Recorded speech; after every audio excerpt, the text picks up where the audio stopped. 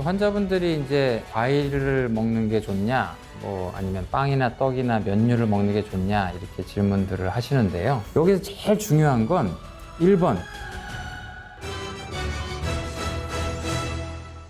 안녕하세요, 건강하신 구독자 여러분. 저는 서울대학교 병원 신경과 이승훈 교수입니다.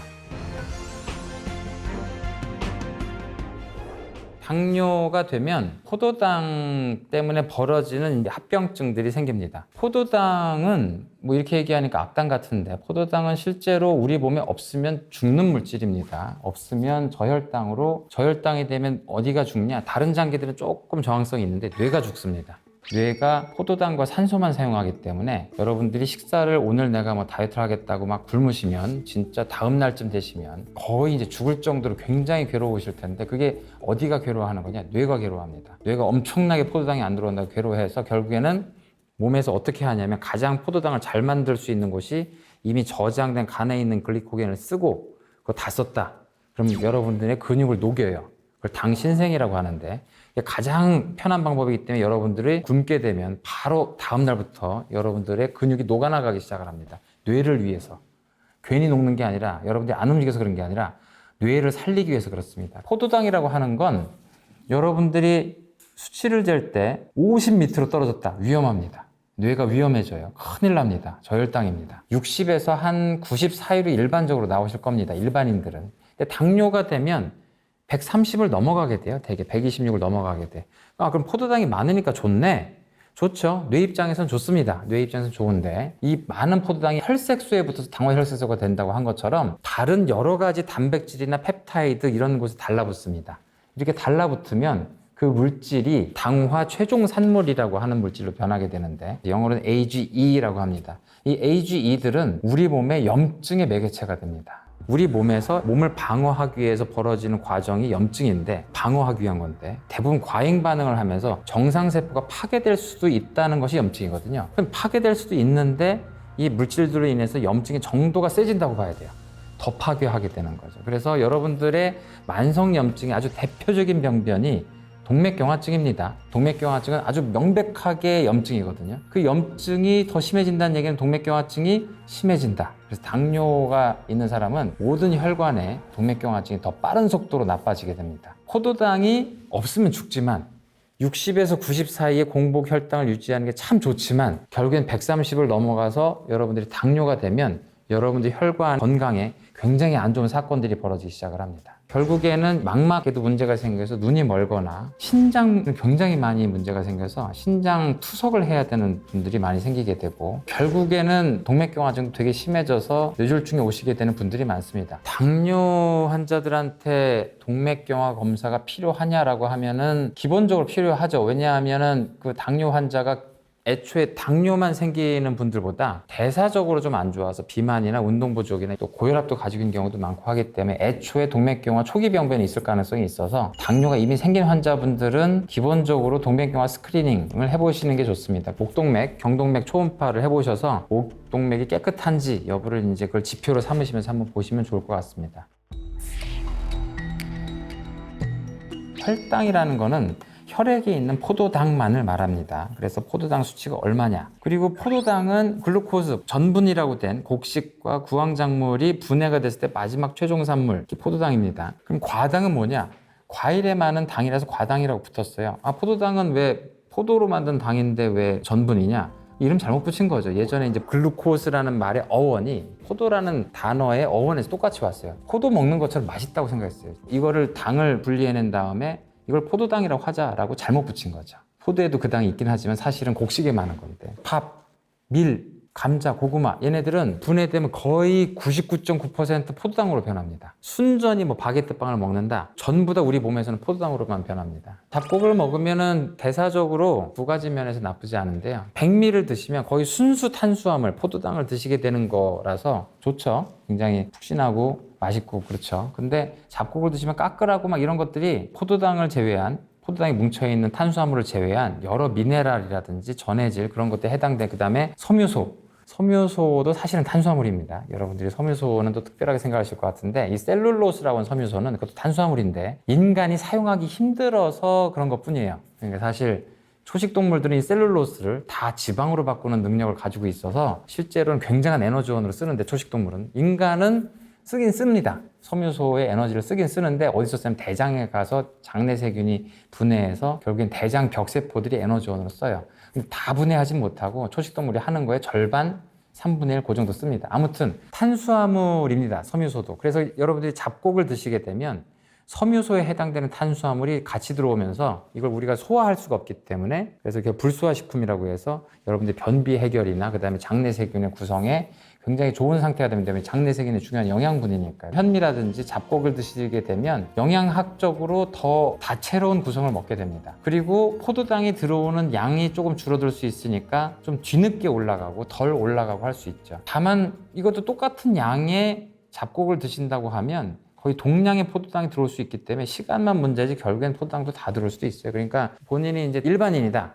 그럼 열심히 잘 드시는 건 좋고, 근데 당뇨 환자다, 저는 잡곡을 먹으니까 최선을 다하고 있어요, 그러기에는 양을 줄이셔야 됩니다. 당뇨 환자는 과잉 칼로리가 되지 않게 하시고 탄수화물을 어떻게든 줄이셔서 포도당 양을 줄이고 이렇게 하셔야 됩니다. 그때는 뭐 잡곡으로 먹으니까 좋다 이게 아니라 잡곡조차 줄여야 되는 상황이 되는 거죠. 과당은 그냥 과일에 있는 당을 말하는 게 아니라 프럭토즈라고 하는 생화학적으로 구조가 명확하게 밝혀진 어느 한 물질을 말하는 거예요. 과일에 무조건 과당만 있는 건 아니고 한 대개는 50에서 한 70% 정도 과당을 가지고 있고 나머지 한 30에서 50% 정도가 포도당이에요. 과일은 기본적으로 과당이 많습니다. 여러 과일마다 성분들마다 조금씩 다르지만 50에서 한 70%, 많으면 80%까지 과당을 가지고 있습니다. 과당은 포도당보다 1.5배 정도 달기 때문에 과일을 먹으면 여러분들이 맛있다고 느끼죠. 달다, 맛있다. 과일에 있는 많은 과당이 실제로는 우리가 과당을 몸에서 쓰지 않고, 대부분 쓰지 않고 포도당을 쓰기 때문에 우리 입장에서 쓰지 않는 게 들어왔으면 어떻게 하겠어요? 이걸 변환시켜서 저장을 하겠죠. 그럼 과당은 뭐로 변환되기 쉽냐? 거의 지방으로 가거든요. 과당을 먹는다는 행위는 진화적으로 과당이란 과일을 많이 먹어둬서 밥을 못 먹을 때를 대비하기 위해서 지방을 만들기 위해서 만들어 놓은 대사 과정이에요. 과거에는 지방을 만드니까 만세를 불렀죠. 지금은 지방을 만들면 이제 죽어야 되는 거지. 한번 기계적으로 한번 생각을 해볼게요. 똑같은 100g의 밀가루를 먹었다. 과일을 똑같은 걸 100g을 먹었다. 그러면 일단 여러분들의 혈당에서는 곡식으로 먹은 포도당이 여러분의 혈당에서 높은 수치를 치게 될 겁니다. 그럼 과일을 먹으면 덜 올라갑니다. 덜 올라가요. 그리고 과일을 먹으니까 좋네라고 생각하실 수 있는데, 나머지 과당은 그날 정상 칼로리 이상 드셨으면 거의 지방으로 가십니다. 더 살쪄요. 포도당은 지방으로 가는 걸 억제하기 위한 여러 단계들이 있습니다. 왜냐하면 너무 중요한 물질이다 보니까 나중에라도 써야지 하면서 얘네들 대사를 늦추기도 하고 글리코겐으로 가기도 하고 일단 뭐 젖산으로 바꿔서 가기도 하고 정 안 될 때 결국 지방으로 가요. 왜 이렇게 많이 먹자면 지방으로 간단 말이에요. 근데 이 과당은 중간에 그렇게 글리코겐이나 머무르는 과정이 없고 일단 젖산으로 쓰려고 합니다. 상당 부분 젖산을 쓰려고 했더니 근데 과잉 칼로리를 먹어버렸어요. 그럼 젖산도 쓸 일이 없거든요. 젖산이 다시 돌아와서 지방돼요. 과당을 먹게 되는 건 실제 여러분들의 살이 빠지지 않고 오히려 지방의 구성이 내장 지방으로 더 많아지면서 여러분들의 당뇨의 예후를 더 나쁘게 만드는 요인이 될 수 있습니다. 과일에 과당이 엄청 많은데 과일을 정말 많이 드시면 살찝니다. 살쪄서 비만해집니다. 그래서 그게 안 좋다. 왜 안 좋냐? 당뇨가 생깁니다. 그러니까 과당은 당뇨의 원인이 돼요. 비만과 당뇨의 원인이 된다. 그럼 포도당은 좋냐? 밀가루는 좋냐?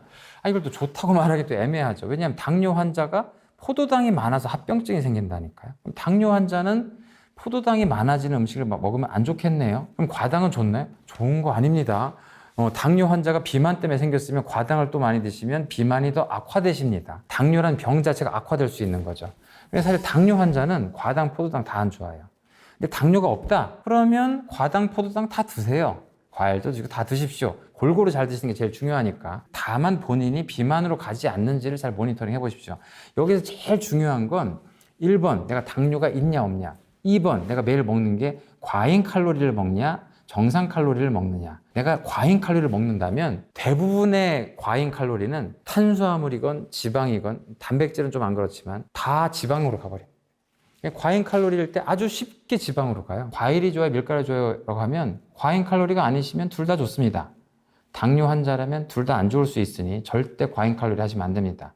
여러분들이 지금 이렇게 이분법적으로 과일이 안 좋냐, 곡식이 안 좋냐라고 하면 그걸 가지고 이제 여러분들의 생각이 왜곡되는데, 기본적으로 둘 다 우리 몸이 에너지원을 쓰는 중요한 탄수화물들입니다. 그래서 둘 다 좋은 거죠. 당뇨가 없고 본인이 정상 칼로리를 먹고 있다면 둘 다 엄청나게 좋은 영양분들이에요.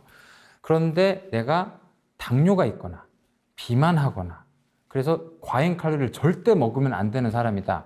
그러면 이 둘 다 지방으로 엄청 변해요. 그래서 제일 중요한 건 과잉 칼로리가 제일 중요하다. 다만 그래도 조금이라도 비교해달라. 그러면 과당이 지방 갈 가능성이 훨씬 더 높은 겁니다. 그런 운명으로 태어난 영양분이거든요. 그래서 여러분들이 내가 지금 비만하다 그러면 과당을 줄이기 위해서 과일을 줄이는 노력을 하십시오. 다만 더 중요한 원칙은 반드시 과잉 칼로리가 되면 안 된다. 그날 먹는 칼로리를 계산하셔서 일정 부분 칼로리를 드시는 게 제일 좋습니다.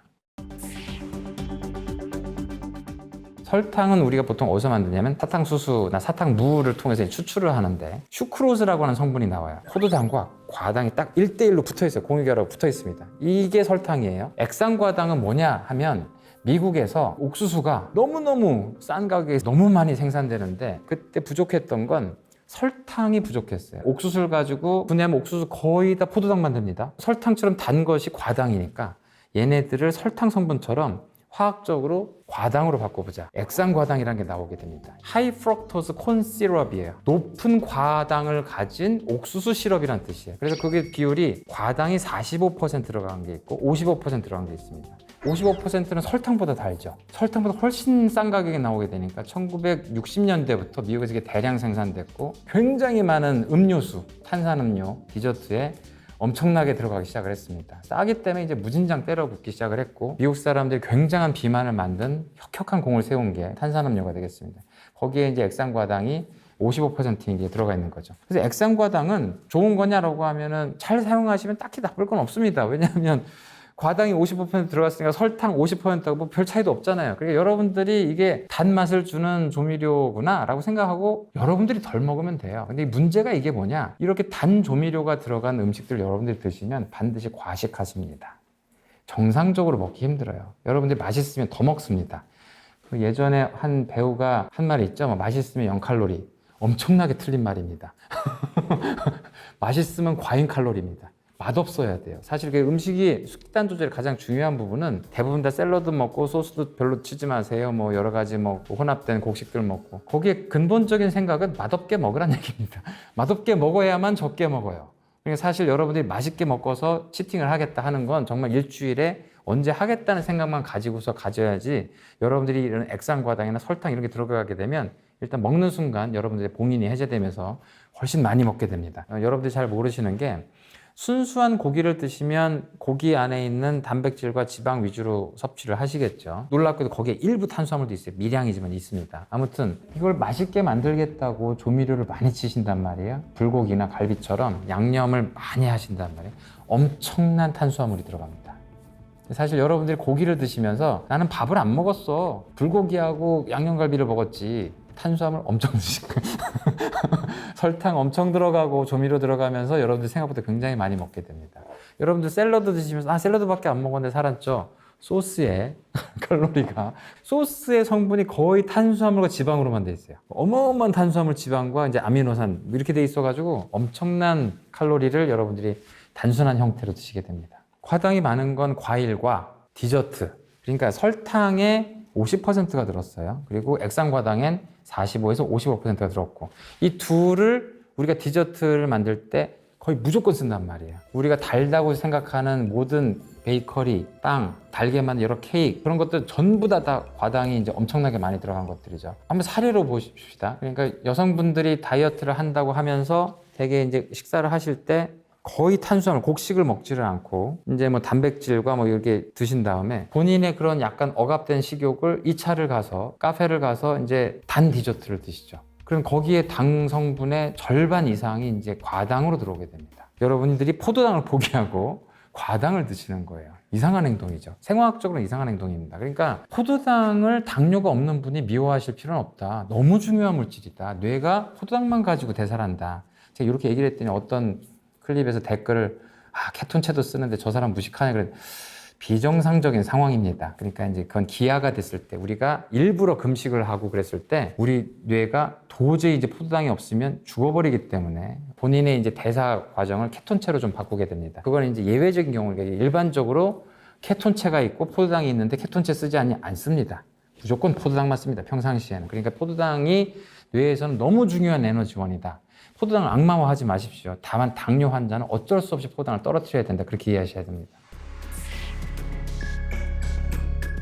이게 왜 안타깝냐 하면 제가 보는 환자분들, 전 세계적으로 데이터는 더 안 좋겠지만 대개 절반 정도가 잘 치료되고요. 절반 정도는 잘 치료되지 않습니다. 왜 치료되지 않느냐라고 하면 기본적으로는 식단 조절과 운동을 잘 하지 않아서 그래요. 근데 그분들한테 제가 이제 일반적으로 알려드리는 거는 포도당이 나쁜 게 아니라고 했는데 당뇨 환자한테는 어쩔 수 없이 포도당을 줄여야 되니까 포도당이 많은 음식을 줄줄이 얘기하게 돼요. 밥, 빵, 면, 밀가루 음식, 감자, 고구마, 옥수수, 심지어 과일, 디저트 뭐 이런 것까지 다 얘기를 하게 된다. 그럼 그거를 안 먹냐?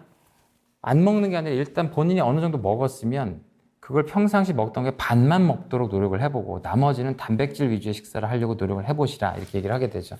사실 그런 식단 조절이 잘 안 되시기 때문에 결과적으로는 그분들이 나중에 당화혈수 자꾸 올라서 약이 점점 늘어나게 됩니다. 약이 늘어나게 되면 결국에는 인슐린까지 주게 돼요. 인슐린 저항성이 생긴 사람한테 인슐린 준다는 게 무슨 말이냐? 인슐린 저항성이 있지만 그걸 이겨낼 정도로 인슐린 때려붓는 거예요. 환자분들한테 인슐린 처방까지 하게 되는 건 정말 당뇨의 마지막 단계까지 오고 있는 거죠. 이게 왜 안타깝냐 하면 당뇨 전 단계일 때 당뇨를 없애기 위해서 노력하신 분들은 평생 당뇨 없이 가시는 분들 많습니다. 그리고 당뇨가 생겼다 하더라도 나 이렇게 하면 당뇨가 생기는군요 하면서 다시 식단 조절하시는 분들은 평생 당뇨 없이 식단 조절로 가시는 분이 많아요. 정 안 돼서 어쩔 수 없이 약을 쓴다. 초기 단계 약을 하나 쓰는 걸로 평생 가시는 분들이 많습니다. 이 생각이 없이 그냥 즐기는 대로 먹고 운동 안 하고 하셨기 때문에 이 다음에 몸에서 인슐린 저항성이 생기는 거는 기하급수적으로 생겨요. 심한 당뇨 환자는 나중에 약 쓰면 되지. 그게 아니고 약이 안 듣습니다.